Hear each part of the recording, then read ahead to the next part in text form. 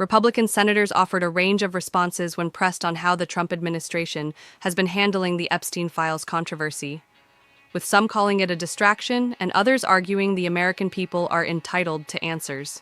Attorney General Pam Bondi announced the first phase of declassified files related to Jeffrey Epstein February 27, noting the move was following through on President Donald Trump's commitment to lifting the veil on Epstein and his co-conspirators' actions.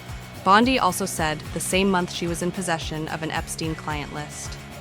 However, the February declassification contained mostly information and files that had already been publicly available, and the Justice Department subsequently indicated that no client list exists. Since then, a series of events, including a clash between FBI Deputy Director Dan Bongino and Attorney General Bondi, have led to mounting pressure on the Trump administration to release more files. This is factual. Epstein trafficked a lot of young women, some of whom were minors. The American people are entitled to know who, if anyone, he trafficked these young women to, besides himself, and why they weren't prosecuted, John Kennedy R. said. Now that's a very simple question that's at the bottom of all of this. The Department of Justice is going to have to answer that question to the satisfaction of the American people.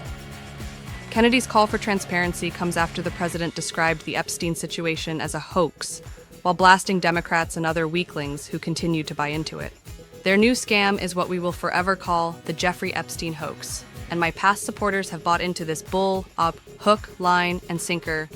Trump wrote on his Truth Social platform last month, amid mounting reports of internal division within the administration over its handling of the Epstein case.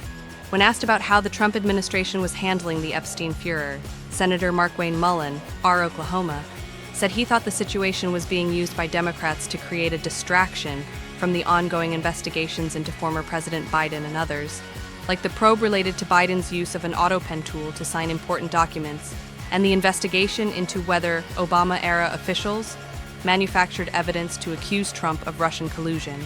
Look what's being investigated right now through the Biden administration.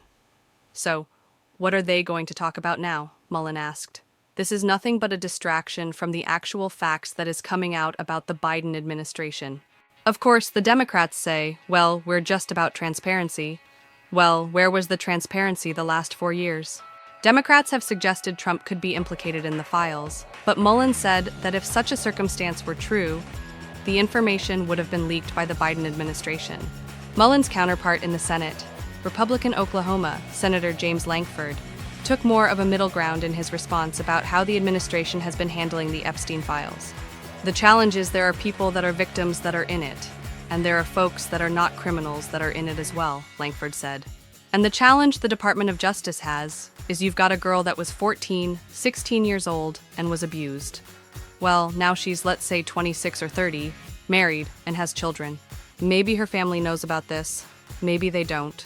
I don't know the situation, but we gotta figure out a way to be able to protect those folks that are genuine victims on all this, as well as getting out as much information as you possibly can. For Senator Susan Collins, our Maine, the debate about the Epstein files was not something she was interested in talking about when approached by Fox News Digital.